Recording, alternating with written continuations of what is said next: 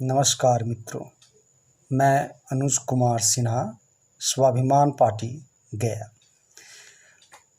गया वासियों, जैसा आपको विदित है कि हमारे वर्तमान नगर विधायक 1990 में कांग्रेस पार्टी के जय कुमार पालित को भारी बहुमत से हराकर विधायक बने थे।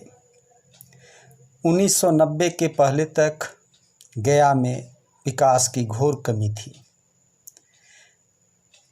तत्कालीन कांग्रेस विधायक से गया के मतदाता असंतुष्ट थे और परिवर्तन चाहते थे। इस परिवर्तन का ही कारण था कि 1990 के चुनाव में भारी बहुमत के साथ हमारे नगर विधायक के तौर पर वर्तमान विधायक का चुनाव हुआ। लेकिन 1990 के चुनाव में बिहार में राजद की सरकार बनी, तत्कालीन जनता दल, जिसकी अगुवाई माननीय लालू प्रसाद यादव कर रहे थे।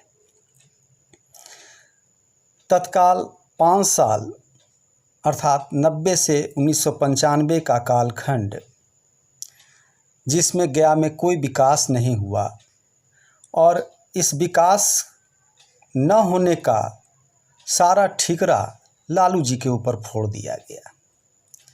हमारे नगर विधायक गया वासियों को समझाते रहे कि हम विपक्ष के विधायक हैं और विपक्ष की बात राजद सरकार नहीं सोचती है।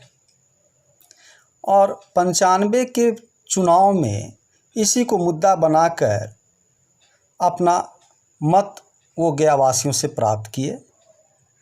इस तरह से पुनः 2 बार 95, 2000 और 2005 के चुनाव में यही बात को बार बार दोहराकर कि राजद सरकार विपक्ष के विधायकों की बात नहीं सुनती है, राजद विकास की अगुवाई नहीं करती है, अतः इस कारण मुझे एक मौका और दिया जाए और 2005 तक लगभग इसी प्रकार से वह अपना चुनाव जीतते रहे। 2005 के चुनाव में जब एनडीए की सरकार बनी और हमारे नगर विधायक भी गया से भारी मतों से जीतकर विधानसभा में पहुँचे, सरकार में नेतृत्व भी किया, लेकिन पुनः 2005 से 10 तक विकास की कोई नई किरण इस गया शहर पर नहीं चमकी। 2010 के चुनाव, 2015 के चुनाव, दोनों चुनावों में हमारे नगर विधायक ने अपने गलती को मानते हुए कि एक बार मौका फिर से दिया जाए, इस बार गया में विकास होगा, गया वासियों ने राष्ट्रवाद के नाम से इन्हें जिताने का काम किया और भारी बहुमत से जिताया और जिताकर विधानसभा में भेजा। लेकिन फिर वही ढाक के 3 पात, ये अनेक विभागों को सुशोभित किए, वरिष्ठ मंत्री भी रहे, अभी भी कृषि विभाग के वरिष्ठ मंत्री हैं, ये कैबिनेट के मंत्री हैं, लेकिन गया में आज भी विकास की कोई किरण नज़र नहीं आती। इसका सिर्फ एक ही कारण है, हम गया वासियों ने दोनों सरकारें देखी, राजद का शासन, एनडीए का 15 वर्ष का शासन और अपने नगर विधायक के 30 साल के क्रियाकलाप को भी हम लोगों ने देखा। चूँकि हमारे विधायक के पास कोई विजन नहीं है, कोई नीति नहीं है, इसलिए इनके द्वारा गया में विकास होगा, सौंदर्यीकरण होगा, नई किरण होगा, इसकी आशा करना हम गयावासी अपने आप से धोखा करने के समान कार्य कर रहे हैं।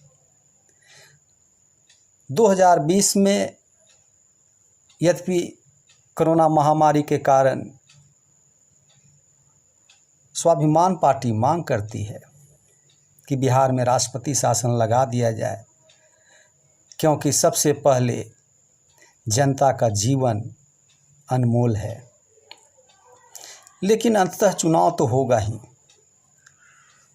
और चुनाव आने से पहले हमारे नगर विधायक शहर में नज़र आते हैं, क्योंकि इनका एक लक्षण है 1990 से कि चुनाव जीतकर यह जो पटना जाते हैं तो पुनः 5वें साल ही गए आते हैं, और बीच में सिर्फ और सिर्फ अपने ठेकेदारों से मिलने की काम करते हैं, अपने विकास का काम करते हैं।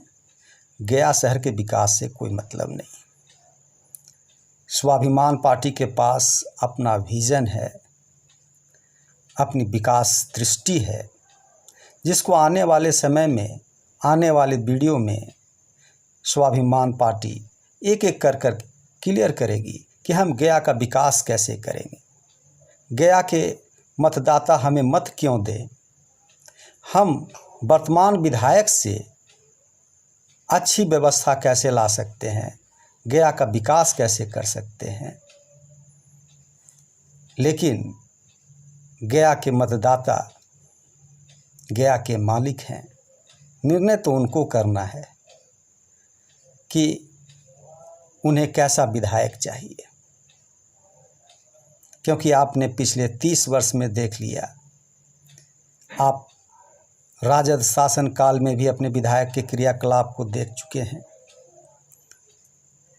एनडीए के शासन काल में भी अपने विधायक को देख चुके हैं, और गया शहर को जो समस्या है उन्हीं सारे विभागों का संजोग से ये मंत्री भी रहे, और मंत्री रहते हुए भी गया का विकास नहीं संभव हो पाया। निर्णय आपको करना है, आपको यही विधायक पसंद है, या आप मन बनाते हैं कि विधायक बदलना है, स्वाभिमान पार्टी का साथ देना है, स्वाभिमान पार्टी के विजन को देखना है कि गया शहर का विकास कैसे हो सकता है, उसके उम्मीदवार के विचार को देखकर उसके उम्मीदवार को साथ देना है। इन्हीं बातों के साथ मैं अपने कथन को विराम देता हूं, और आने वाले नेक्स्ट वीडियो में मैं गया के विकास के विजन पर अपनी विचारधारा प्रस्तुत करूंगा। नमस्कार, जय भारत, जय गया जी, जय स्वाभिमान। धन्यवाद।